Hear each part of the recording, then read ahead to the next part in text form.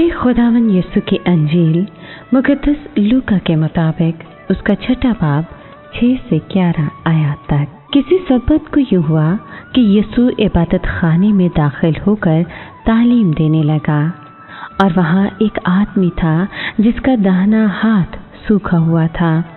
तब फकीह और फरीसी उसकी ताक में लगे कि शायद वो सब्बत के दिन शिफा बख्शे तो उस पर इल्ज़ाम लगाए, मगर उसने उनके ख्यालात को जानते हुए उस आदमी से जिसका हाथ सूखा हुआ था कहा, उठ और बीच में खड़ा हो।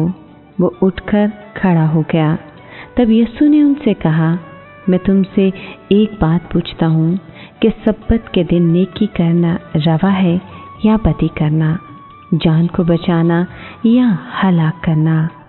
और उन सब पर नज़र दौड़ाकर उस आदमी से कहा, अपना हाथ बढ़ा। उसने हाथ बढ़ाया और उसका हाथ दुरुस्त हो गया। तब वो सब दीवानगी से भरकर आपस में कहने लगे कि हम यीशु के साथ क्या करें। पाक कलाम के पढ़े और सुने जाने पर खुदावंद की बरकत हो, खुदा का शुक्र हो।